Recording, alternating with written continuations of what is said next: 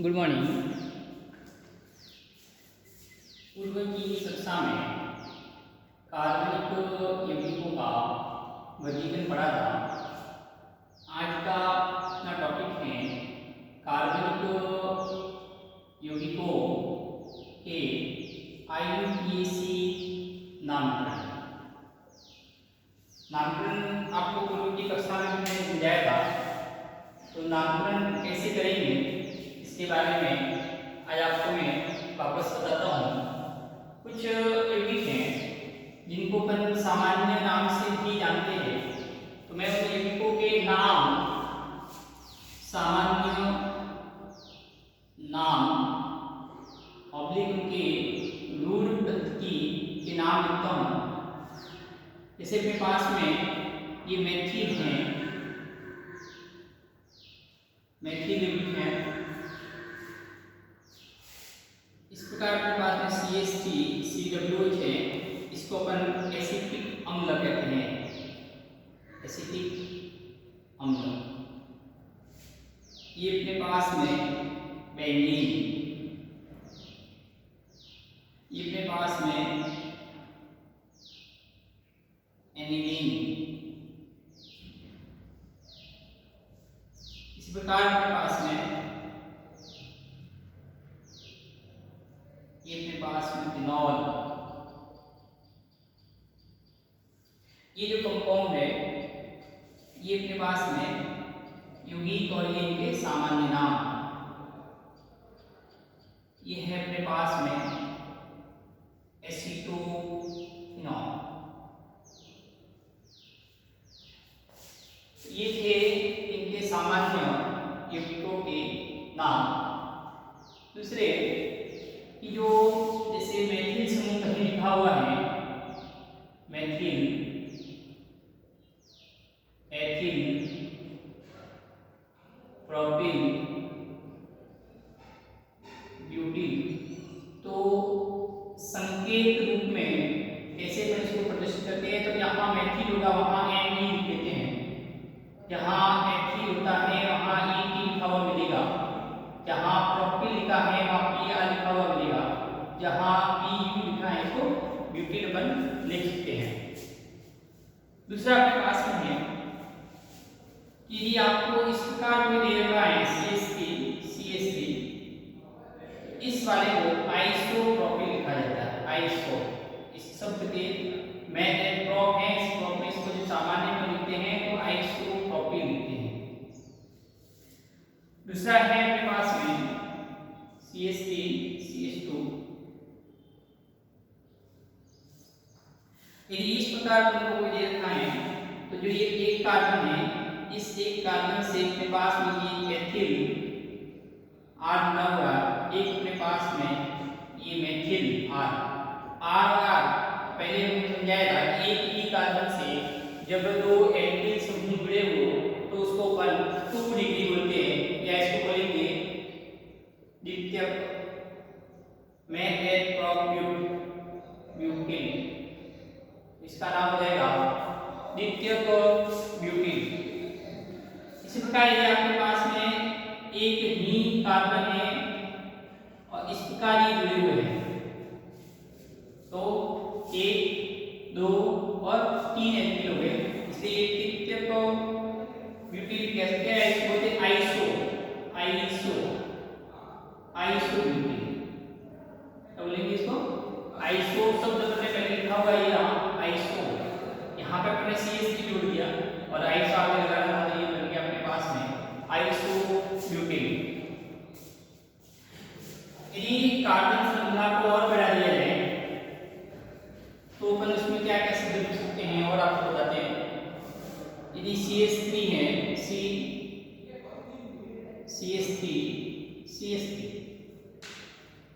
इस प्रकार की व्यवस्था आपको दे रखी है तो इसको बोलते हैं द्वितीयक ब्यूटिल। इसको TRT लिख सकते हो 3 एक कार्बन से एक R, 2 R, 3 R, इसलिए इसको द्वितीयक ब्यूटिल बोलते हैं।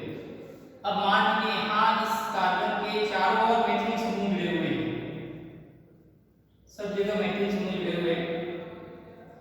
यहाँ जहाँ इसको शब्द लगाते हैं वो शब्द लगाते हैं नियोपेंटिल, नियोपेंटिल। तो ये चीज अपने पास में सामान्य नाम जो ऊपर लिखते हैं तो ये वाले शब्दों का उपयोग करते हैं। ऐसे यहाँ पे लिखा है ये जो CH3 ये हो गया आपके पास में 4 डिग्री, क्योंकि एक कार्बन से 4 R जुड़े हुए, इसलिए यहाँ पे मैं ये और दूसरे शब्द जोड़ता जाऊंगा CH2 के बाद में, और तो ये बन गया आपके पास में नियोपेंटिल। अब आता है अपने पास में IUPAC नामकरण। उस नामकरण में है जैसे अपने पास में कोई शाखित श्रृंखला युक्त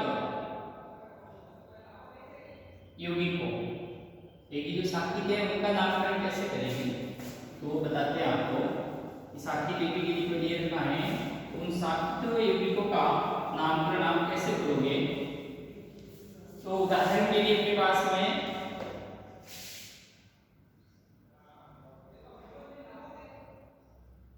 इधर देखिए ये शब्द दे रखा है, ये आपको ये भी दे रखा है।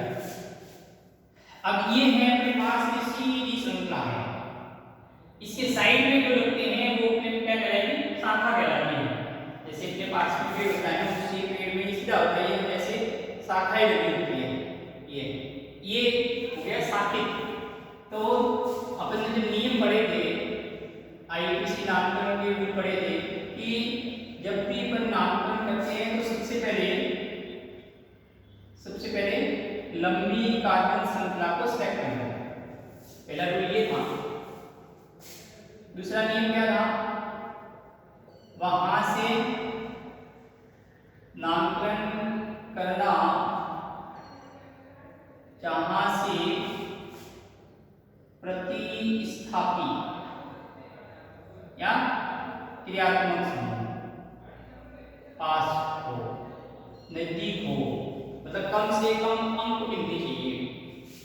तो अपन लेते जैसे इनके पास में ये है लेफ्ट, ये हो गया राइट, 1 2 3 4, 1 2 3 4। यदि आप इस साइड से नामकरण करते हैं तो इस प्रतिस्थापी को 2 नंबर मिलते हैं, कितने नंबर मिलते हैं, 2 नंबर। यदि मैं इस साइड से नामकरण करता हूं तो 1 2 3, इसको 3 अंक मिलते हैं। तो अपन ने नियम लिखा है वहां से नामकरण करना जहां से प्रतिस्थापी क्रियात्मक समूह पास हो या कम से कम अंक मिले, कम से कम अंक मिले।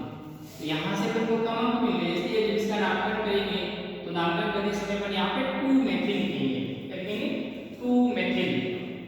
तो 2 मेथिल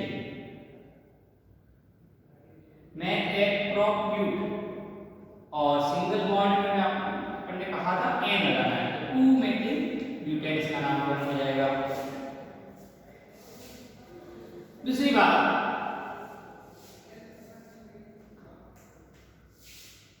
दूसरा example CH3 CH3 CH2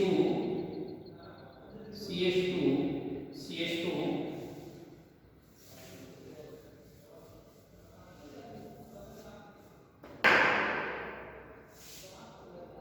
CH2 CH3 CH2 CH3, ठीक है। 1 2 3 4 5 6 7 8 CH3 CH 1 2 3 CH2 CH2 2 बार करते हैं, ये अपने पास में एग्जाम्पल बन गया। अब इसमें हम 2 प्रकार से नामकरण कर सकते हैं, 1 2 3 4 5 6 7 8 9, ऐसे करो तो कितने अंक मिलेंगे। दूसरा 1 2 3 4 5 6 7 और 8। तो नियम ये कहता है कि वहां से नामकरण करना जहां से कार्बन की लंबी श्रृंखला प्राप्त हो। तो अपन को यहाँ 9 अंक मिल रहे हैं, यहाँ पे 8 अंक मिल जाते हैं। यहाँ से नामकरण न करके पर ये वाला नामकरण लेते हैं। पहला नियम तो पास हो गया आपका। दूसरा नियम, वहां से नामकरण करना जहां से प्रतिस्थापी समूह, ये प्रतिस्थापी समूह आपका मैथिल Me, ये आपका प्रतिस्थापी समूह एथिल है, Et, ठीक है। तो यदि देखा जाए तो अपने पास में ये 2 पे पहले आ रहा है और ये कितने पे आ रहा है, 6 पे आ रहा है। कितने पे आएगा, 6। यदि इधर से आप नामकरण करते हो 1 2 3 4, तो ये यहाँ पे कितने पे आता है, 4 पे आता है। और ये कितने पे आएगा, 5 6 7 8 9। तो ये यहाँ पे कितने पे आ रहा है, 8 पे आ रहा है। तो अब इसका यदि आपको नामकरण करना है तो अपने पास में 9 कार्बन जो आ रहे हैं वो नामकरण अपने पास में सही होगा। फिर अपने पास में नेक्स्ट एग्जांपल है अपने पास में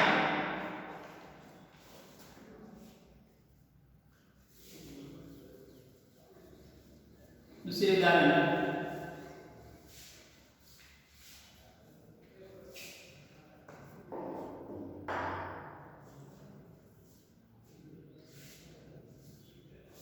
CH3 CH CH3 CH2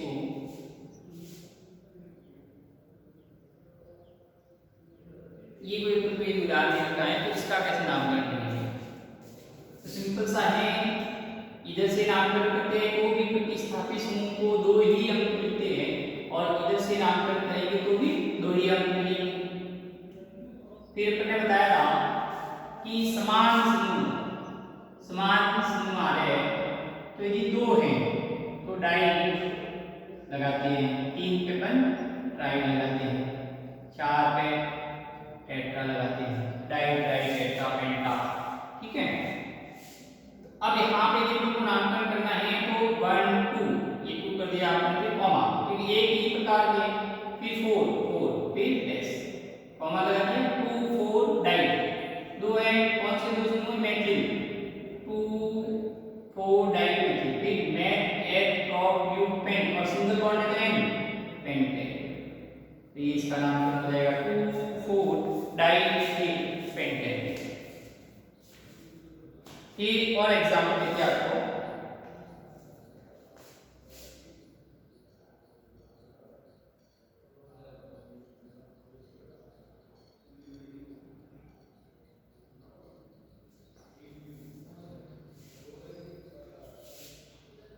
यहाँ अपन बोल देते हैं हाइड्रोजन की जगह मैथिल। अब यदि इसका नामकरण करना है तो कैसे करेंगे, तो इसका नामकरण करने के लिए 1 2 3 4 5 इधर से भी कर सकते हैं, परंतु यहाँ पे मैथिल समूह की संख्या प्रतिस्थापियों की संख्या ज्यादा है, इसलिए नामकरण यहाँ से करते हैं।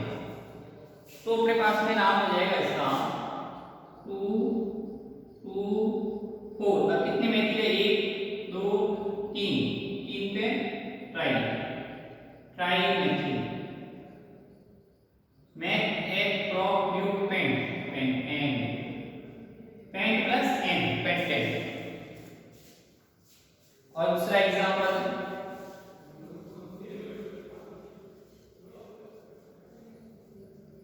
एक और उदाहरण बताते हैं आपको, CH3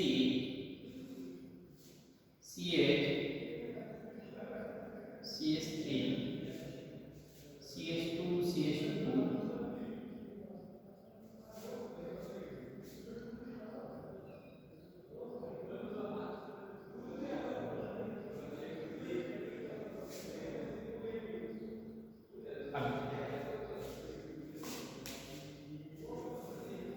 अब इसका नामकरण करते हैं।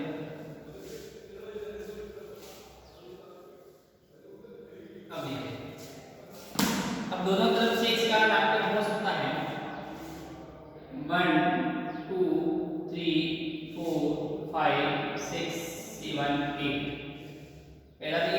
मतलब दूसरा 1 2 3 4 5 6 7 8, ठीक है।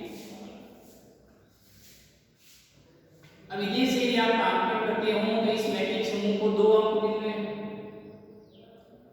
इधर से यदि नामकरण करते हैं तो इसको 5 और 6 अंक मिलते हैं। देखिए इधर 2 मिल रहे इसको 5 मिल रहे हैं, इसको 6 मिल रहे हैं। इधर से यदि नामकरण करते हैं तो इसको 3 अंक मिल रहे हैं, इसको 4 अंक मिल रहे हैं और इसको 7 अंक मिल रहे हैं।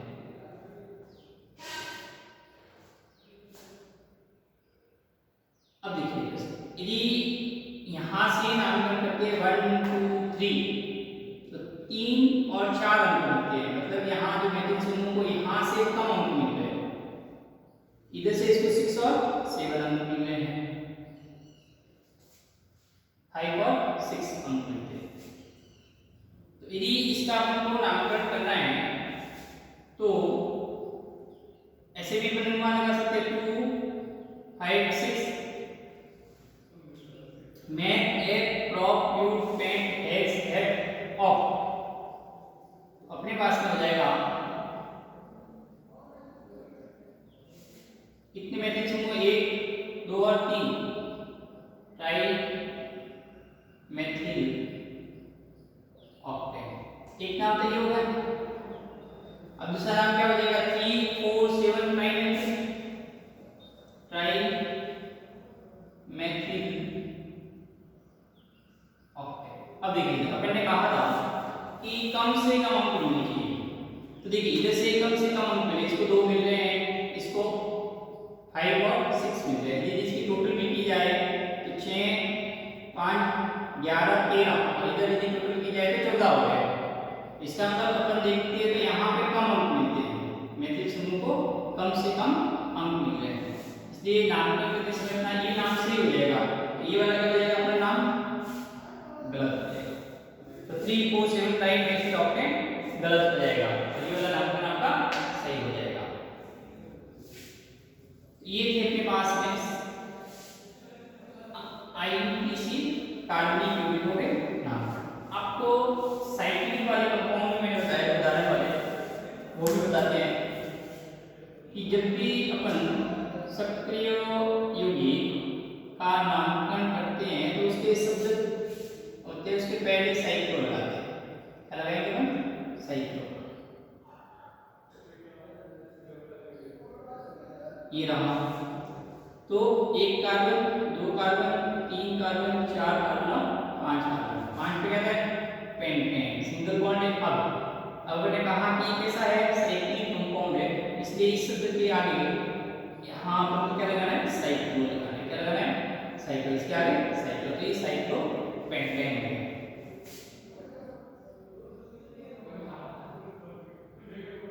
ये दे कार्बन को, ठीक है। अब यदि इसका अपन को नामकरण करना है तो कैसे करेंगे? तो जैसे यहाँ पे ये प्रतिस्थापित संख्या का तो 1 2 3, ठीक है 1 2 3। अब हमने कहा था कि जो खुली श्रृंखला होती है, जो खुला भाग है खुली, वहां मैथिल होता है। ये आपका हो गया मैथिल। अब ये मैथिल कितने पे आया? ये 1 पे आया। कितने पे आया? 1 पे, तो 1 मैथिल। अब ये है, इससे क्या जुड़ा हुआ है? CH2 CH3। ये कितने पे जुड़ा हुआ है? 3 पे। 3। अब मैं प्रोपिल लिख सकते हैं, तो 3 प्रोपिल। अब 1 2 3 4 5 6, जैसे 4 5 6। अब ये अपने पास में कितने कार्बन? 6 कार्बन है, तो आपने लिख दिया हेक्सेन। 6 पे हेक्स, हेक्सेन सिंगल बॉन्ड। अब ये कैसा है? वलय है। वलय तो होने के कारण साइक्लोहेक्सेन। क्या हो जाएगा? साइक्लोहेक्सेन। तो ये था अपने पास में वलय यौगिकों का नाम।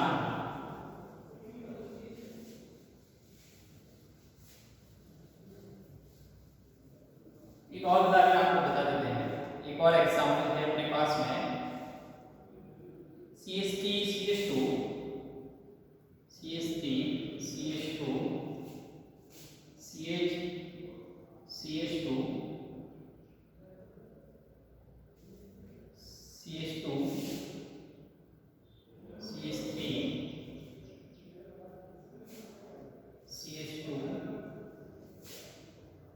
ये आपको कोई कंपाउंड दे रखा है,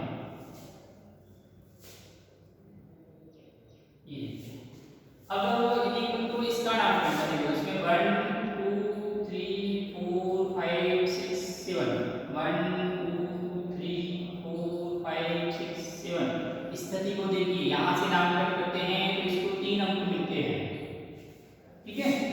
यहाँ से नामकरण करते हैं तो इसको भी 3 अंक मिल रहे हैं। अब दोनों को समान समान अंक मिल रहे हैं, तो अब नामकरण कहाँ से करना, तो एक नियम और बताया कि यदि प्रतिस्थापी समूह